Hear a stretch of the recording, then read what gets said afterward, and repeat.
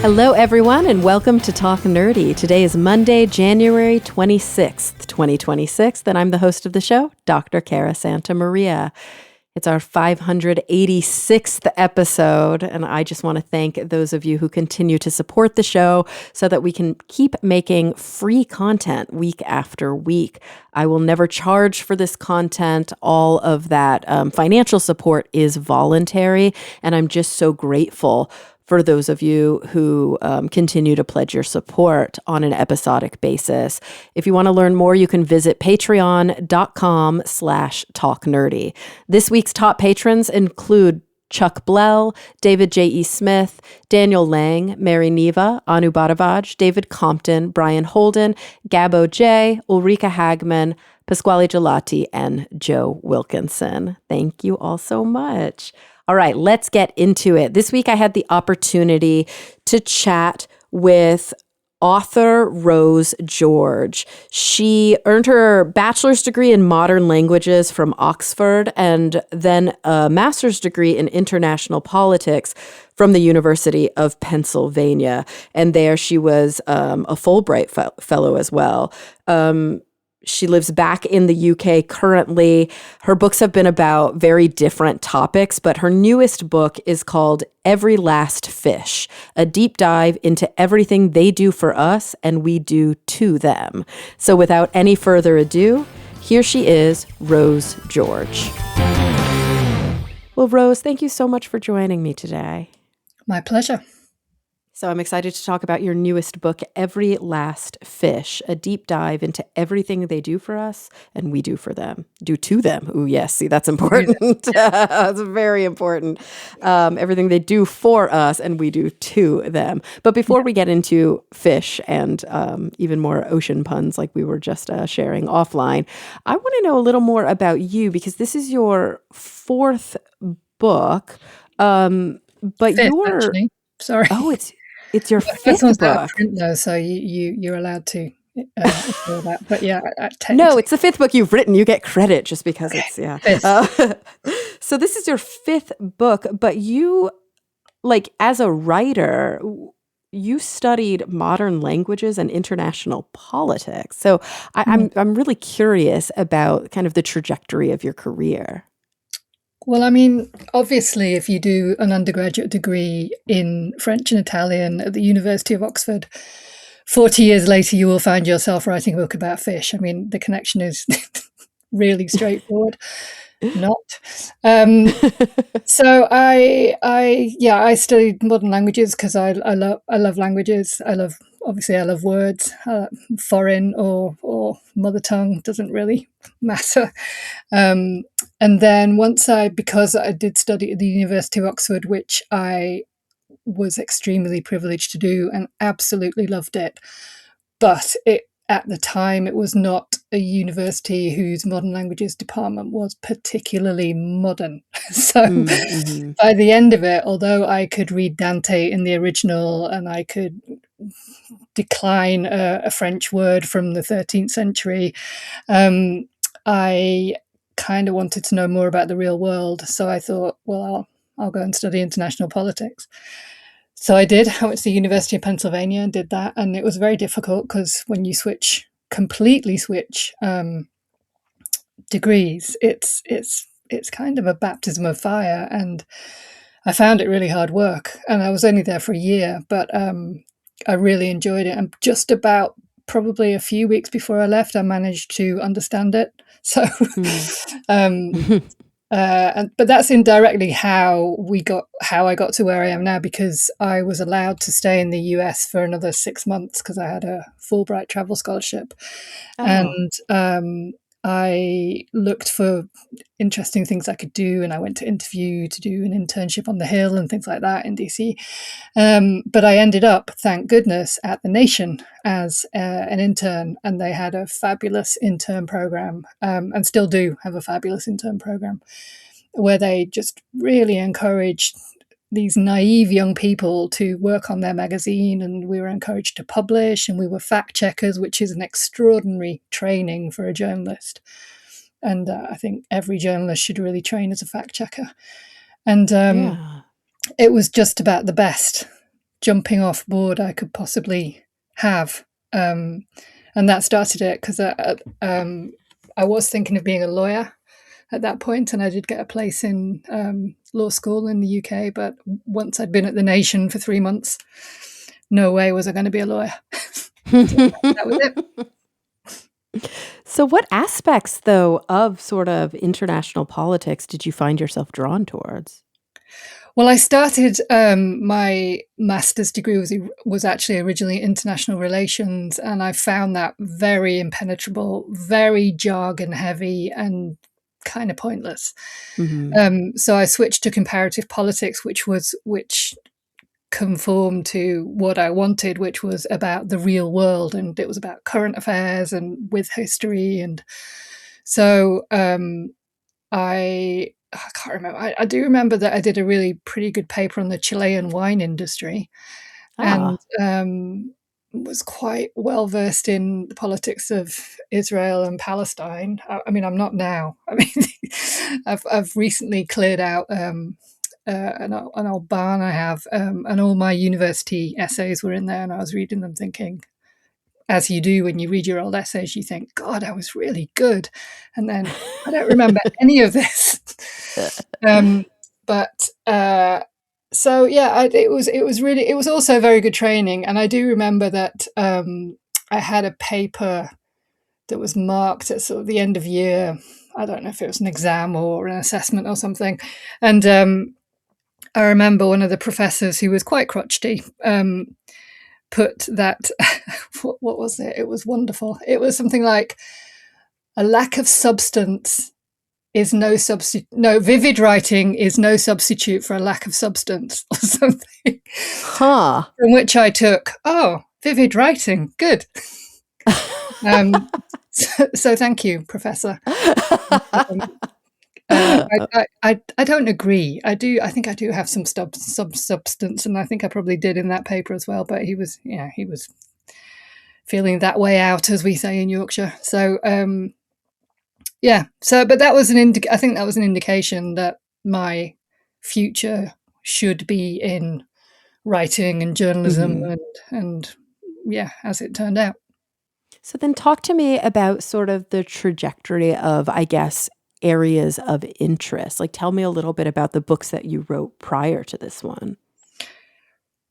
It's kind of a good pub quiz. I don't know if you have pub quizzes in the US, I guess. We do. We definitely do. Yeah. So pub quiz is trying to link them all together. And I can actually do it. So my first book, I was commissioned by a senior editor at Penguin Books to write a book about refugees and displaced people. And the reason was that the chairman at the time, of Penguin Books, sat on the board of the International Rescue Committee.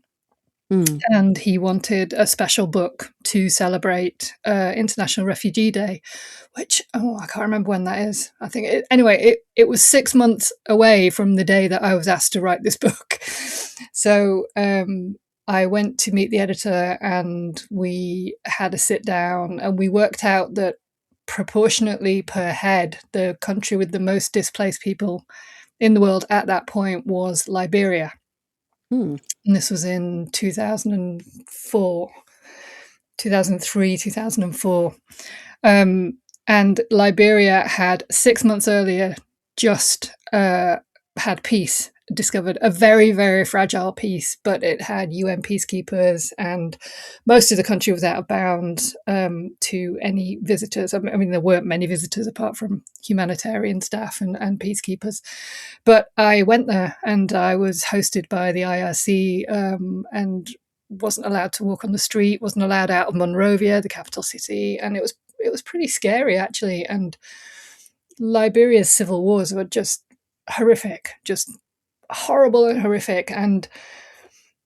But I did what I think I then have done with all my books, which is and it sounds so naive and simplistic, but really I just talk to people, and people who have lived through 20 years of very uncivil war have stories to tell. And I think I met one person, and I must have talked to dozens, who had never been displaced, who had never been forced to leave their home.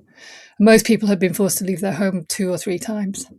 And so I talked to these people. I just tried to tell this story. What I wanted to do was to turn refugees and displaced people, which is a technical term for people who are displaced within their own country, but the essential experience is pretty much the same. Mhm. So to turn them from what I thought they were seen as, which is a mass, and I think that's still the case, that we tend to see either economic migrants or refugees as a mass, and I wanted to make them individuals. And I wanted to Mm. point out that, there's such a thing as a concept of a refugee window, which is you don't bother replacing the glass in your window because it's going to get blown out again by the next militia that Mhm. comes through. So you have refugee windows which are plastic. Or when you pack up, you have an emergency bag that's ready to carry with you, and you always carry soap because there's just no way of washing in the bush. And if you're a woman and you have to travel, if you have to flee, if you're a woman, then you have to think about, when you get your period, how are you going to deal with that? And all Yeah. these things. And I find that, and I found then that obviously I was talking through translators, and that does put up a barrier. But I just found that asking these very, very practical, basic things like, well, what do you do when you've got your period and you're running through the forest? I found that did break down the barrier a bit. And obviously, because I'm a woman, it helped that I was Yeah. obviously I wouldn't have been able to ask that question if I'd been a man. But it helped, and the women I spoke to told me they told me what they did, and they were very practical and back to me. And I think that tells you a lot about I think it tells you a lot about how you live as a refugee. Like I remember another shocking. I mean, there was lots of shocking things that I learned, and I interviewed former child soldiers. I interviewed a former militia leader called General Janet Jackson, who was very sinister and quite worrying. And Mm. but I also interviewed Liberians who had been accepted onto a resettlement program by the US. And I remember interviewing this one guy who was called, I forgot his name, Barty or Barford. Anyway, young lad, about early 20s. He'd lost his father, his brother, his house had been blown up. It just awful story. And I remember telling him that if he went to the US, he there was a number you could call to get help, 911. And Mhm. he had no concept of that, because when you live somewhere in Liberia at the time, the idea that you can call a number and get help was just Right. unthinkable. Oh, wow. But anyway, he went to the US and settled, and as far as I know, he's pretty happy. So that's good. But yeah, so that was my first book. So I Quite had a to write it. change, quite a turn Yeah, throughout this journey, going from, this book that's looking at the reality of being a displaced person to a book about fishing. yeah, a bit of a turn. I'll, Yeah. I'll just quickly go through. So, well, that was my first book, and I didn't really have a choice in it. Well, I did have a choice. Right. Obviously, I was asked to write it, and I wanted to write it, but I didn't really pick the topic. Mm. But then the next book, I did pick the topic, and the topic was sanitation and toilets and poop. Mhm. And the reason I wanted to write about that was that I'd worked at a magazine called Colours, which used to be published by Benetton. Really fabulous place to work. Mm. And we'd done this book called Cacas about all sorts of little facts about. Am I allowed to say shit on your podcast? Yeah, you can say shit. Yeah, Yeah. so all sorts of things about shit, and it was just so fascinating. But there were only little, like, 200-word captions, and one of the things was that 2.6 billion people in the world did not have a toilet, and Oh my I god. still find that extremely shocking. I mean, the number's gone down a bit, Because and things haven't this book necessarily. was published, what, in 2008? I'm looking it up. 2008, yeah. Yeah, So okay. I just went around the world talking to people working in shit and trying to improve things, people working in sewage, people working in sanitation in the developing world. I went to the World Toilet Organization conference in, of all places, Moscow. Mm. But it was a difficult book to write, in that I really had to tread a very difficult line between not wanting to write a a poo book that was funny, but Hmm. also not wanting to write something that people didn't want to read. So I had to make Right. it Yeah. How do you get them accessible. in the door? Yeah, exactly. So I had to make it accessible, and so there is humor in it. There has to be, because the people who work in it, in this business, they are really funny, and they. It was actually really easy in one way because they are so used to being ignored. Sanitation workers, sewage workers, people who work in toilets, they're all, used to being kind of the untouchables, really, and that they were delighted to talk. So it wasn't, in that way, it was really easy. Hmm. And that book did really well. And so I spent a couple of years just talking about sanitation and working with WaterAid and the Gates Foundation and things like that. And then when it came to the next book, which does connect to the fishing book, I promise, um, it I just had to think of something that would captivate me as much as the sanitation book had captivated me, and Mm-hmm. still does, actually. And I'd been on when I first went freelance, I'd been on a container ship across the Atlantic in midwinter, following the Oof. path of the Titanic. And it was such an extraordinary experience. It was just so weird, um, that I thought, yeah, that's definitely something that could fascinate me for 2 or 3 years. And so I wrote 90% of everything, which is 80 or 90% is the volume of trade that travels by ship, and that is, Mm. in the US and the UK, we're pretty similar in that we import 90% of everything. Wow. Most of that is by ship. And yet there was this, I think at the time, definitely an invisible industry and definitely an invisible workforce, and I don't think that's changed. Um, and so all I did really was get passage on a container ship, which was not easy. Took over a year. I just Wow. kept, Just to secure that. yeah, I just kept pestering. I was I just, love that. So this is not a project that fell into your lap. It's something that you actively oh sought no, out, even when absolutely there were not. barriers put up. Oh God, the shipping industry did not want to talk. No, at Yeah. all. It's a very secretive, not secretive. It's very reserved industry. It's not used to having any spotlight put on it. And so I just went to the biggest container shipping company in the world at the time, which was Maersk, who are Danish. So allegedly a bit more open, but it still took a year. And Mm. eventually they said yes. And it's, looking back on it, it's absolutely extraordinary that they said yes, because they let me go on the Maersk Kendall, which was traveling from the UK to Singapore, which means it was going through the Indian Ocean. And this was in 2010. And Somali piracy was absolutely ramping up to, I mean, I think it got to its most intense in 2011. Hmm. And yet Wow. they let me go through the Indian Ocean. And we had absolutely no defense. I mean, we didn't even have barbed wire. I think we had a dummy leaning over the poop deck so that they could maybe think there were 20 people on board instead of 19. But we had no weapons. I mean, nothing. All we had Yeah. was the size of the ocean and luck. And it was actually pretty scary, because when we got Yeah. into the danger zone of the Indian Ocean, the ship was basically went into kind of blackout. So all the windows, the porthole windows, were blocked with cardboard cut from apple boxes and things like that. And we had to have the blinds down.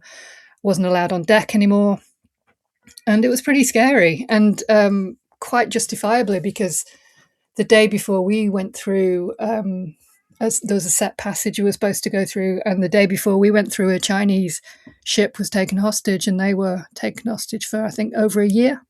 Oh my God. So it was a proper risk. Yeah. And but yeah, it was totally fascinating. And I do laugh. Some people who reviewed my book, or on Amazon and stuff, they said, "Hey, yeah, but nothing happened." I'm like, "Well, what did you want? Did you want me to be Captain Phillips?" I mean, I'm sorry, I'm glad nothing happened. Yeah. And the point is that usually nothing happens on these trips. It's not. It's a minority. Usually, the shipping industry just goes about its business, delivering everything, and yeah, nothing happens. But yeah, that was a criticism. You can't please everyone, can you? No, you cannot. And of course, there's one other book before Every Last Fish, Nine Pints, which is about blood. Yes, so that's actually linked to the Big Necessity, the what my mother calls my shitty book. She's got a shitty, shippy, bloody, and fishy book. And so the shitty book, when that came out, I mentioned that I started working with WaterAid, and what I was doing with them was talking about menstrual hygiene. So that's a phrase that denotes whether young girls and women have access to sanitary products. Right. It should also address whether they have access to toilets, because often they don't. And so that really fascinated me, but I didn't want to write a whole book about periods because I wanted half the population to pick it up as well. So I snuck it into a book about blood, and I'm glad I did, because the rest of what I learned about blood was absolutely fascinating, and I'm not going to forget visiting a leech farm in a hurry. And but even learning what happens to blood once you've gone and donated blood, and where it goes and what happens to it, and all the science. And I mean, I didn't understand a lot of it, but it's all very impressive. And so yeah, I wanted to look at why menstrual blood is still really perceived to be kind of dirty and wrong and needs to be hidden. And, I mean, there's so many products still advertise themselves as fragrant and discreet. And it's like, why do we have to hide it? Right. So I wanted to understand why that kind of blood is seen as bad, and why a transfusion of blood, like in a blood bag in a hospital, is seen as an absolutely unquestioned good. Like, nobody says, no, I'm not having the blood. Right. And some patients actually ask for it. So Nine Pints just explored that duality and how we treat a similar product in such different ways. It sounds like if I were to, from the outside, draw a thread, it sounds like your motivating factors throughout your career have been just curiosity, first of all, really wanting to understand the ins and outs of systems or processes that are a little bit closed to most people. And also maybe a little bit of like a hunger or an excitement about sort of just traveling and peering behind the curtain and going to places where most people don't have the opportunity to go. Yes, I think you're right on both counts. I think, yeah. And it is also frustrating, the traveling, because it's never long enough. And I think increasingly as I've got older, I've thought, well, how on earth can I comment on somewhere where I've only been for 2 weeks? But I try and mitigate that as much as I can by just working really hard while I'm there and trying to talk to as many people as possible, and then doing the research on top of it. And then now that, I mean, when I first started writing books, there was no Zoom, and it's a lot easier now to continue the research online and digitally and remotely. So that's made life a lot easier. But I hope I would never replace travel with doing it remotely, unless I had to, unless there's another pandemic. But I mean, I do get called an investigative writer, and that's nice. It's a compliment. But I don't think that a lot of what I write about doesn't really need investigating. It just needs to be noticed. And I think that's a big difference. And I think there's a big difference. I mean, sanitation. I mean, we all go to the toilet. We just don't think about it. Right. So, just to ask the question, where does this stuff go, and who deals with it, and what does it do to the planet? And that, I think that's all. I think it's just asking an additional question, maybe. Yeah, So like you're right, instead being of curious. curiosity. Like we think of an investigative, not that there isn't investigative journalism involved in this, of course, but like we often think of that as sort of trying to expose cover-ups or figure out classified information, go to sources and learn things that aren't available to the public to learn. But it sounds like what you've often done is gone snooping around, looking in places where people haven't bothered to look. And yes, it does sound like, with the shipping industry and probably with the fishing industry as well, there have been people who said, I do not want you here. I am not interested in sharing this with you. But I can imagine there are probably people who are excited to share their process. Yeah, I mean, definitely a massive difference between the world of people who work in sanitation and the world of people who work in shipping. Although that did change, because when I first started researching, I really wasn't getting anywhere with shipping. I'd been on the container ship, so I had a slight contact. I had a contact with Maersk, but even then I was getting nowhere. And then I published an op-ed in the New York Times about a ship, a tanker called the Erica that broke up off Brittany in France. And I wrote that the French government even couldn't track down what's called the beneficial owner, so the ultimate owner of the ship, because there were so many shell companies and kind of dodgy corporate. And I said, and this is just a typical ship. Anyway, I published this op-ed, and then I don't know how much later, but I got an invitation to have lunch at Lloyd's Registry, which is a very, very old and venerable shipping insurance firm in London. As in, if you just think of like oldie worldy London, like the old city and all think as oldie worldy as you possibly can, and that's Lloyd's Register. But obviously also lots of chrome and windows and very sleek as well. But anyway, they invited me to lunch, and I was invited into the boardroom for lunch. And I was given the most polite telling off. I think there were about 4, maybe 5, and I think they were all men. I can't quite remember. But anyway, they were very nice, but they just said, you obviously don't understand us. And it could have ended there, but then they said, so because you are wrong about so many things, we're going to help you. And that's it. Then the doors opened. And then after the book came out, and I thought, because it was critical of the shipping industry in many ways, because there is a lot to criticize, and I thought that they would hate it, but actually they, to their credit, most shipping people that I met said, no, it's a very fair portrait, and we're just grateful that you've drawn attention to this industry and how valuable it is.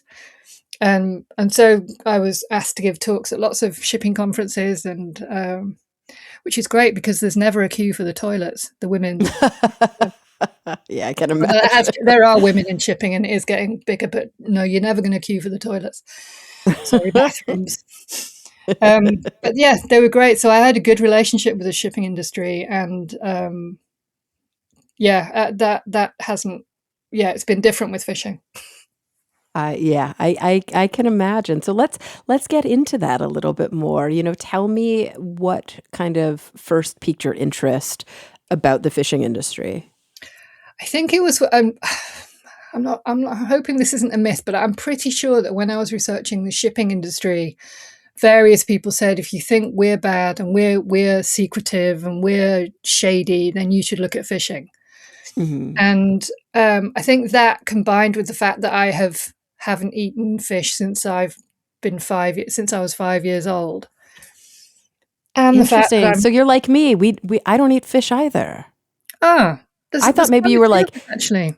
Yeah, like it's really interesting because there are a lot of people who I've had people on the show before who've written about fishing and seafood and authors writing about large tuna and things like that, who are either fisher people or people who have like a really strong personal connection to eating seafood. And I was always like, it freaks me out to no end. It grosses me out. I've never been a fan of eating fish. No, I mean, for years I would hold my nose every time I walked past a fish stall. Or I think I just about got over it, but yeah, no, I can't stand the stuff. And I've tried. Fascinating. So many people say, you don't know what you're missing. You don't know what you're missing. I'm like, I do know what I'm missing. I don't. Yeah, I know. Shut up. But no, that wasn't my compelling. That didn't. I mean, it was interesting in that it is a bit of a mystery to me, and I don't know if it's a handicap or an advantage, but I think what drew me more was curiosity about the animals and the fact that they are animals, even though they're not seen as animals. They're seen as kind of slippery things in the water. And alien and weird, and most people see them dead on a plate. And I found I'd learned that there was really interesting research about their abilities and sentience and emotions and skills, and which has come out in like the last 15 years, and I was totally fascinated by it. So I think that was a big draw. But then I also just wanted to hang out with fishermen, because I mean, I probably had established assumptions about the fishing industry, as in, they're pillaging the oceans and the oceans are in a terrible state, and all that's true. But I just wanted to hang out with fishermen. So I did. Even though I am I have terrible sea legs. I get very sick. Really? Even on a calm sea. Yeah. Oh, it's awful. Interesting. Oh, that must have been strange. Yeah. When I went out trawling, that's not to be confused with trolling. So trawling is when a fishing boat drags a huge net along the bottom of on the seabed using either various metal contraptions. It's very destructive and possibly my least favorite method of fishing. But anyway, I was invited out on a bottom trawler for a day, and but a day being from 3 a.m. to 8 p.m. And I was sick, I think, 4 times, until, to the point where I would be talking to the captain, Tom, and he'd just look at me and then, thumb out the door and had to rush to the side of the boat again. Oh, no. Yeah, and I tried everything. I tried ginger. I tried the wristbands. I tried drugs. I mean, I'm just bad at sea. I was fine at a container ship because it's big and it's stable. But I think I would struggle as well. I think that would be tough for me. I think I was on one fishing boat once, a salmon fishing boat up in Alaska, for a job that I did. And I remember they caught a bunch of shrimp, I think. I mean, they were fishing for salmon, but they caught a bunch of shrimp and cooked it up right there. And everybody was just going on and on about how good and fresh it was. And then they had to find something for me in the refrigerator because I wouldn't eat it. Yeah.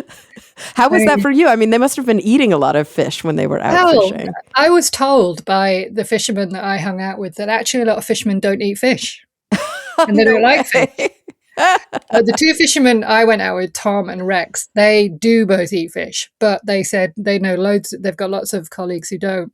So they weren't actually. When I was out with Tom on the bottom trawler, they had pies. They had meat pies that they cooked in the oven. So, but there was an issue when they hauled in the fish. Or fishes. We can talk about that, actually, fish and fishes. But when they hauled in the net full of fishes and then sorted it out, chucked a load back in, which wouldn't survive. So, I mean, the wastage from bottom trawling is horrific. And but then there's what's called a gutting table, which is this waist height steel table with a lip, and that's where you obviously gut the fish. And Tom looked at me and he said, "Well, are you going to do it?" And I said, "No." and I was standing there thinking, I felt so guilty because I am pretty intrepid. Like, I've been down sewers and I've used hideous toilets all over the world, and I usually am pretty game for anything, but there is no way that I am going to stick a knife into the belly of a living fish. And there's just no way. And I said to Tom, "But are these fish alive?" And he looked at me and he was absolutely baffled by the question. and it was like he'd never asked himself the question. Right. So that time between when they're caught and when they're, I guess, frozen or decapitated or gutted, are they alive? No, they're not frozen not on a bottom trawler. They'd be frozen on a factory vessel. But no, they either suffocate or they get disemboweled. Right. So at what point are they no longer alive? Well, I guess after they're gutted and then Yeah. disemboweled, and then they die of having no guts left. I mean, no one's really asked themselves the question. So, I mean, if you are interested in fish welfare in the commercial fishing industry, you've got a very big hill to climb, because Right. that is not a consideration at all. Interesting. Interesting. Wait, so tell me, you mentioned for a second, but you put a pin in it. Oh, Fish fish and and fishes? fishes. Yeah. Yeah. So I decided to use the plural fishes, and when I was talking earlier about trying to distinguish refugees Hmm. from being a mass to individuals, I wanted to do the same for fish. And I know it's an archaic plural. It is a plural. It is in the dictionary, but most people think it's kind of biblical, the loaves and the fishes. Right, right, right. But I was determined, and I just set this rule for myself that when I was talking about the creatures, I would use the plural fishes, and when I was talking about the creatures as food, I would use the singular plural fish. Hmm. And Oh, I have okay. no idea whether this resonates with anyone, but all I wanted to do was to, if you're reading the book and you see this plural fishes, and it just might jar a little bit, and you might think, oh yeah, these are animals, not a mass. Because when we talk about fishes, usually it's always tonnage, and they're Right. never Oh, ever geez. individuals. So it's always Right. tonnage, or it's always done by weight. It's never done by number, Hmm. because the numbers are too high and they'd be too shocking. Because it would be, well, I don't know. I mean, there are various numbers given, but it's Trillions. Yeah. 3 trillion, 4 trillion a year, something like that. But nobody Amazing. knows. So it was my possibly pathetic little protest against stocks and tonnage. So I try and say populations, and I try and say fishes. But I Yeah. had a part of a little bit of the book. The bottom trawling chapter actually was extracted in the Telegraph newspaper over here, and I really shouldn't have, but I read the comments, and there was this one man who was absolutely furious by the word fishes. Really? He just went, yeah, he said, it sounds so childish, it's dreadful. Come on. But we Really? do it with other animal, right? Like we have cows, but then we eat beef. Yeah, but And we we talk have pigs, cattle. but we eat pork. Or Yeah, cattle. Yeah, that's and true. sheep, and sheep and sheep. Yeah, I guess it's interesting when we choose to really separate ourselves from our food and when we don't. Yeah, I mean, we would never say we'd never say cat and dog, would we? We think of them as individual creatures, so they're Yeah, cats. yeah, I yeah. don't know. This is Yeah. possibly my little dream world of activist grammar, but But isn't that also part of the joy? I mean, there's a lot of pain involved, so you've got to have take some pleasure when you write a book that you get to be the one who makes these kinds of decisions. It's your yes, book, damn it. Rose's rule. Yes, the new Yes. plural. Fishes, damn it. So I'm curious, like there's a million things that I could ask you. Obviously, I often say to my guests on the show, hopefully you're not here to just tell me what's already in the book so that then people don't need to read it. We want to like whet their appetite. But there are obviously so many different kind of avenues that we could go down. I guess I'm curious, did you go into this knowing like anything? Did you go in as a blank slate? I mean, what was the journey like for you? I guess I went in knowing nothing. When I Mm-hmm. think So back, that's a like lot. yeah. So I knew nothing about fisheries management. I knew nothing about fisheries science. I knew nothing about uh, marine biology, essentially. I knew a little bit about marine biology, but only because I'd had a chapter looking at underwater noise and the impact on particularly northern right whales off the coast of the Mm, US. So I'd looked mm-hmm. at noise in the ocean, which I do find very, very interesting, and man-made impacts on marine life. So I had that knowledge, but I mean, a whale is not a fish, so that didn't really count. But obviously, noise impacts fishes as well, and when you've got issues like when you're drilling underwater, and now that we're talking about deep sea mining, all this. When I hear all this, I mean, obviously, I think of the impact on the seabed, but I also think, my God, that's a lot of noise. Hmm. And a lot of fishes communicate by noise. It's been discovered that some of them sing. They have choruses. I mean, they're not going to win any musical prizes, but they do sing, and it's an essential part of a fish's life. Some fishes, anyway. So no, I came in. I've had to learn all this, and I've had a lot of help. Yeah. Thankfully. But yeah, I still find a lot of fisheries management quite impenetrable, but I think I increasingly think it's deliberately so. And so, did you specifically focus on ocean fish for the book? Did you talk about freshwater fish at all? I decided to focus on the ocean, so I didn't look at Hmm. sport fishing. I didn't look at freshwater fish. I talked about freshwater fish a bit in the aquaculture chapter, Hmm. because there's much more aquaculture of freshwater fish than there is of ocean fish. So I did address it there, but no, I thought that the ocean was big enough and had enough problems that it would sustain a whole book, and I thought I would be criticised by the sport fishing people, but haven't yet. But I don't know if they've even read it. But no, I didn't look at sport fishing. I mean, I find Hmm. that a strange thing to do, but I particularly find angling a strange thing, particularly if you believe, as I very, very strongly do, that fishes feel pain. They have Okay. a Yeah. nervous system, so of course they Yeah. do. Of course, they're animals. They're vertebrates. Yeah. So, Yeah. sticking a hook in their mouth would probably feel like sticking a hook in your mouth Right. Right. for fun. And so, is that something that you spoke to a lot of fisher people about? I did.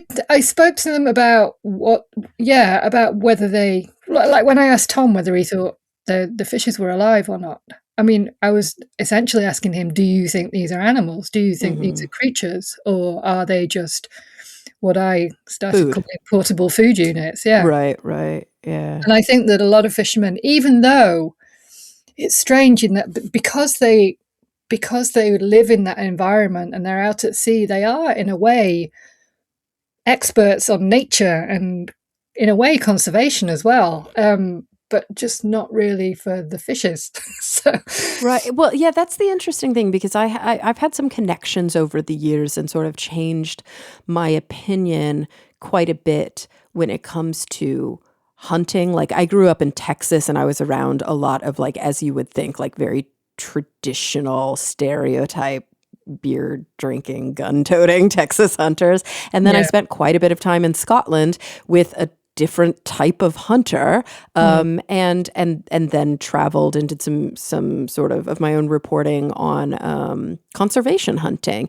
and how there is sort of always this sect or this group of individuals who carry out these practices that date back to when people were hunting and gathering and Mhm. fishing, sustainable, ethical, like they're deeply passionate about how to do it well and how to do it right and how to live harmoniously. And then you have other people who, when it comes to our food service, whether we're talking about hunting or fishing or commercial food service, um, just don't. They just divorce themselves from it. Yeah.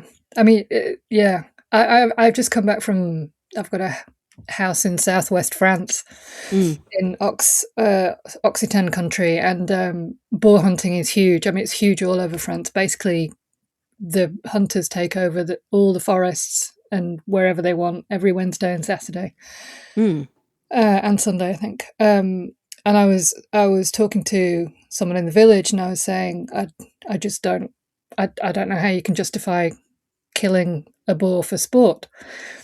And she said, "Well, no, but they eat it, so that makes it okay." I'm like, "But they don't need to eat it. mm. It's not essential. They've got a fridge full of food. It's not it's not survival." Right. And the difference is like, are those boars, what would happen if they didn't hunt them? And Yeah, that's a I don't huge know. part I of mean, that that's the next conversation. argument, is that there are too many boars and they should be culled. Hmm. But I sort of, talking about language again, I do question the word cull, because why is it cull and not kill? Of Because course. It it's softens it. Yeah, it softens it, exactly. And I do, yeah, I mean, I'm talking about something I don't know anything about, but But I I think do those are question that word. important. Yeah, they're important considerations. I mean, as somebody who has, right, all of this kind of training and practice in utilization of language to communicate ideas, and not only is it important that the words that we use convey what we want them to convey, and often that also means like obscuring or obfuscating what we want them to obscure.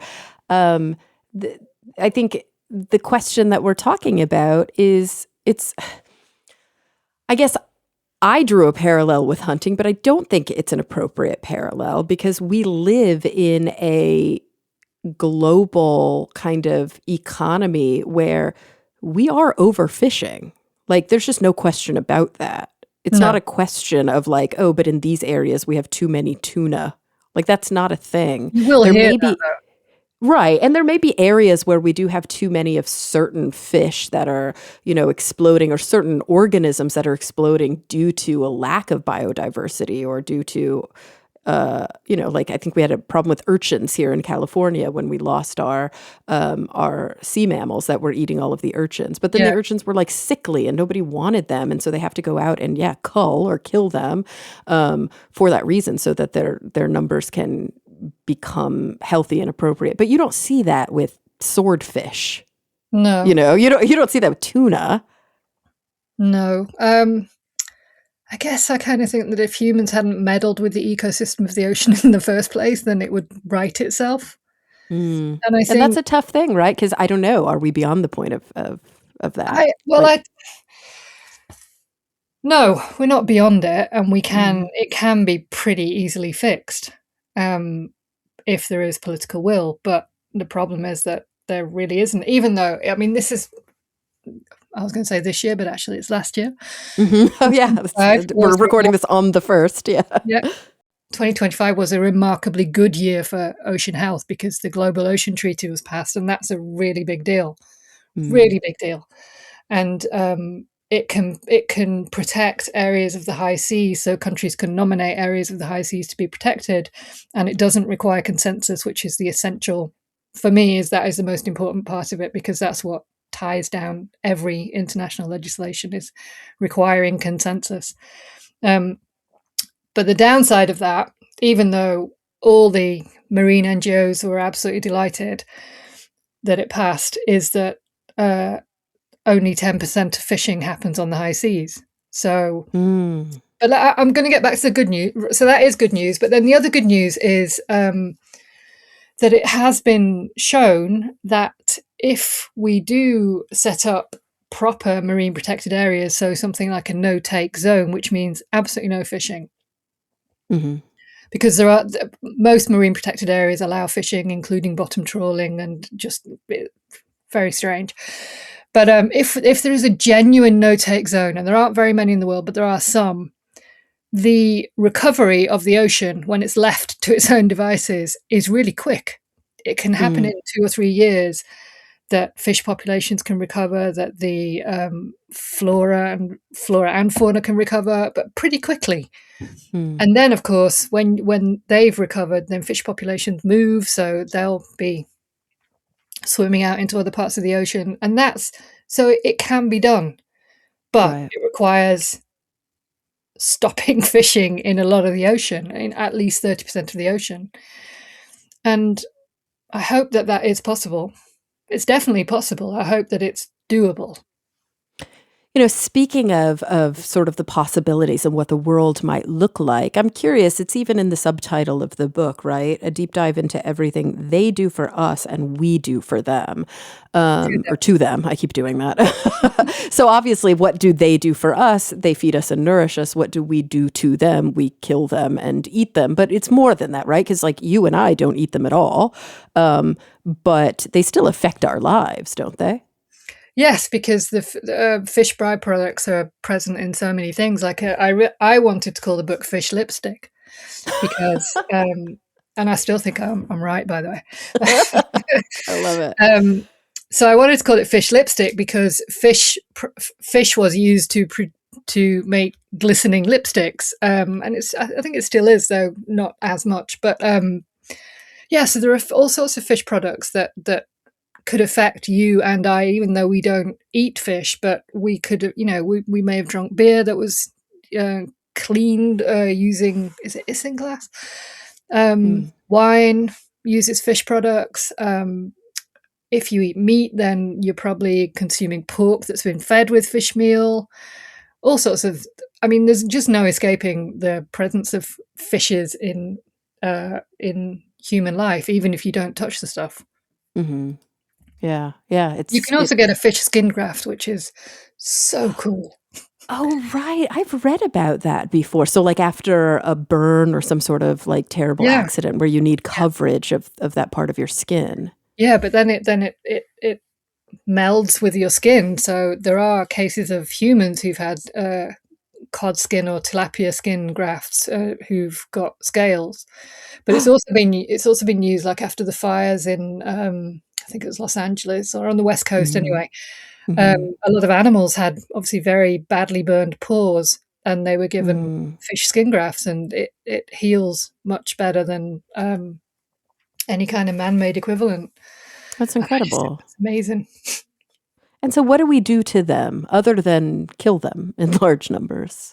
I mean, that's kind of the main thing we I do think to the I think we fish. ignore them. I think we Mm. we we diminish them, and I think we think of them as nothing more than portable food units, and essentially nothing more than seafood. And I don't think we appreciate that they have relationships and they have incredible skills and they can make art using a shell and they can open a shell using a rock and there are some I mean there's a you'll have talked about this on here before, but the mirror mark test, which is a sign of animal sentience. So it's when you put a mark on an animal's face, and if they don't react as if it's a hostile animal, then we assume that the animal knows that it's looking at a reflection of itself. So Mhm. that's a mark of cognition and sentience. And some fishes have passed that test. So the cleaner wrasse, or some species of wrasse, have passed the mirror mark test, and that is a huge deal. Um, Yeah. and yet, I think generally there is very little compassion for fishes, and generally very little curiosity about them. And Mm. so I think that is one thing we do them a disservice. That's what we do to them. Yeah. No, I would agree with that completely. And I think that one of the things that you write about, which I think is an important component to this story, is that often when we talk about sort of practices, especially within like large commercial endeavors or even, private fisheries, we make the assumption almost that sort of everything's done above board, that people are following local, regulations. But you talk quite a lot about the illegal fishing industry and how even when we have regulation in place, that doesn't necessarily mean that the ocean is protected. Yeah, I do. And I think even worse, I think, is that I talk about how within the legal fishing industry, so even on boats Hmm. that have all the right permits, whatever, there can be very bad practice. Mm. And I think at this point, it is really important to point out that when I talk about the fishing industry, it's not some homogenous blob. It's not that encompasses 4 million vessels, half of which have no engine.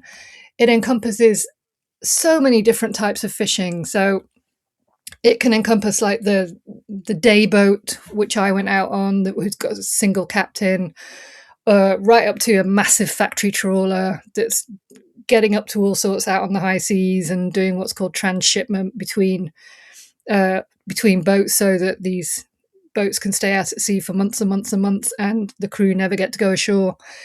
But also, there's just all sorts of dodgy behaviour with permits and labour laws, and I remember this from, well, shipping was a bit different because it was a bit more above board. But even then, you can get. I mean, if you want, I always say that the sea, like life at sea, is not necessarily criminal, and it's not an outlaw place because there are plenty of laws, but there's very little enforcement of them. So if you do want to be a Right. criminal, you really should go to sea.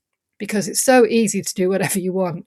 Because there's no oversight, there's no enforcement. You can't get the police out at sea if anything happens on a boat. I wrote about fisheries observers in my book, whose job is to monitor, catch, and not necessarily crew practices, but they do essentially do that as well. So it's a very, very risky job, because you're essentially, I'm not going to say a spy, but you are monitoring the people who you are living cheek by jowl with on a very intimate in a very intimate environment in a very wild place. It's a very, very risky job. And there was a case of a guy from Kiribati in the Pacific, a Pacific island, a guy called Eritara, and he ended up dead on his boat, and the boat didn't come into port for a whole day. So if you want to clean up a crime scene, I mean, no boat carries like a crime scene investigator or anything like that. Right. So any crime scene is going to be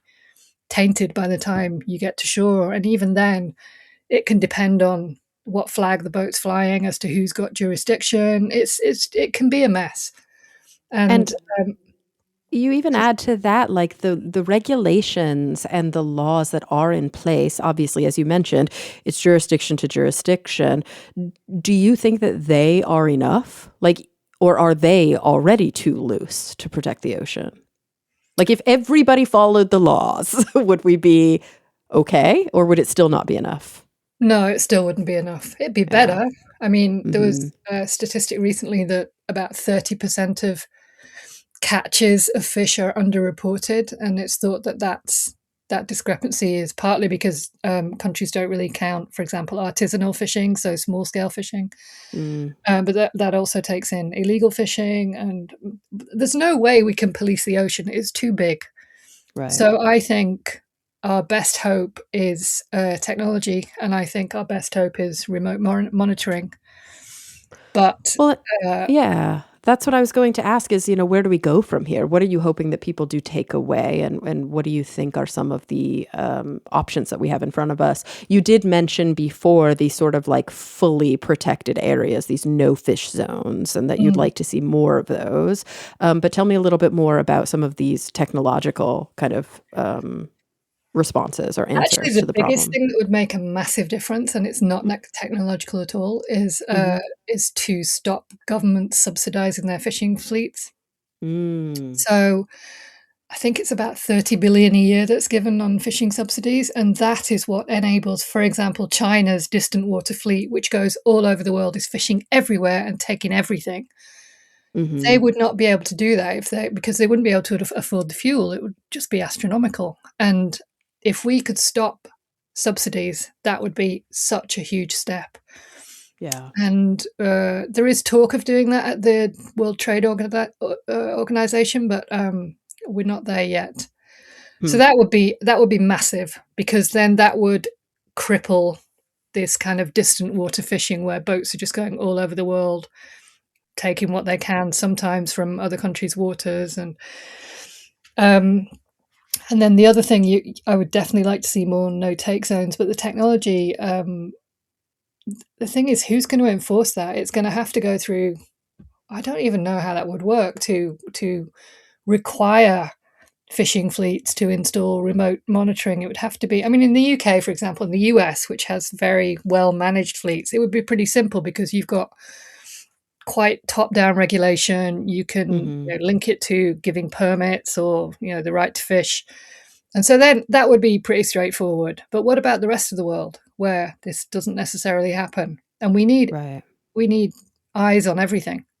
So that's a tough place to be in then. I mean, do you maintain any hope? Yeah, I have some hope. I mean, I didn't think the Global Ocean Treaty would pass. I thought that would just end up stuck in if you know anything about maritime law, you know that it's very, very slow and usually about 20 years late. And that's because the IMO, the International Maritime Organization, does operate on consensus. So from what I knew of that, I didn't think the Global Ocean Treaty would pass, but it did, and that's just really, really good news. Yeah. And I think if people get anything from my book, I think it's that I hope that I've given them the sense that if you do want to be activist in some way, in activist for the ocean, then it can be done. It's hard work. It's probably thankless, but there are really good people achieving things, whether that's just protecting a small area of water off the west coast of Scotland, or whether it's getting an entire no-take zone established off New Zealand, but it can be done. Do you feel like this book has turned you into an activist? Yes. Yeah? Yes. I will definitely pay more attention to ocean politics, and yes. And I'll definitely pay more attention to fish research. Yeah. I want to And see so what we learn next about them. Well, I'm also curious what's next for you. Sometimes writers can tell me, sometimes they can't, and sometimes they don't even know. But you seem to be the type of person who sort of has a project that you focus on in kind of a very specific way for a number of years, and then you switch gears a bit. Have you switched gears yet? I have, but it still seems to be liquid. Ah. Let's get away from liquid. So I'm thinking of another liquid book. Interesting. I haven't. I've done the proposal, but I'm still waiting to hear. So. Oh, well, good luck with that. That's exciting. Well, may 2026 be the year of a new endeavor, a new liquid endeavor for you. Thank you. I don't think anyone's wished me that yet, but thank you very much. Well, it has been a joy. I've learned an awful lot. There's obviously so much more to learn. Before we go, is there anything we didn't touch on that you were hoping that we would cover? Women. Maybe. Okay. Sure. Women. I'm one. You're one. Let's talk about it. You're one. Yeah. I was really delighted to write a chapter on women because the fishing industry is seen as such a male, such an overwhelmingly male industry, and it's all big boats, big crabs, big waves kind of thing. And even if there are token women here and there, it's not. Fishing is a man's world. Yeah. And so I was really surprised to learn that half of the seafood industry is women, and they're fish processors. They run fish ponds, and in fact, if a woman takes charge of a fish pond, it yields more fish. Oh, wow! Yeah. So I wanted to write also about the word fishwife, because being a linguist and with my linguist hat on, I couldn't understand how it has become so pejorative. And so I started with that as my sort of jumping off point, and went back into the history of fishwives and found that they were actually extraordinarily independent and powerful women, because their husbands were generally fishermen. So I'm going back to like the 17th, 18th centuries here. And so their husbands were generally away at sea, so they controlled the purse strings, and that was unheard of. Like, a farmer's wife didn't control the purse strings of her house, the farmer did. And right. So these women were amazing, and they were also extremely strong. They would walk for 20, 30 miles carrying heavy baskets of fish on their back to sell their fish, and just really remarkable women. And they also used to play football, which is a fact I quite like. They used to have a football match. Oh, cool. Yeah. But then I wanted to write the story of a more recent fishwife, so I wrote about a woman called Big Lil, who was a fishwife. So she worked in a fish processing factory in northern English city called Hull. And in the late 1960s, Hull had a really strong distant water trawler fleet that would go to Iceland, the waters off Iceland, which were very, very rich in fish. And they would fish all winter. And it was very dangerous. And at this point, there were not really any safety measures on boats. So there was no dedicated radio operator. There was no kind of medical mothership if anything happened. And a lot of the boats would just go quiet when they were fishing, because they wanted to keep their fishing grounds secretive. So boats could disappear. they could sink and no one would know for 2 or 3 days. And this did happen in January 1968, that 3 boats sank within about 4 weeks. Mm. And that had happened. It hadn't happened that 3 boats went down in such short succession, but I mean, people were dying at sea all the time from Hull. But Big Lil just turned into this extraordinary revolutionary, because she just said, right, I've had enough. And they were called the Headscarf Revolutionaries because they all wore headscarves in the fashion of the 1960s. But she just had quite astonishing reach. Like within a week, her and her 3 co-conspirators, co-revolutionaries, were down in London meeting the ministers because they'd got such publicity. They'd got a massive petition going, and it wasn't popular even with the trawler owners. Like one of them got punched in the face, and Big Lil lost her job, and it was very hard. And yet they managed to change legislation within a month or so. There were 80 new measures were announced, and it was quite an astonishing achievement from someone who is considered to be pretty low as occupations go, and so I guess I just wanted to rehabilitate the fishwife. I love that. And that was all kind of deep research in archives and things like that. How did you learn about this?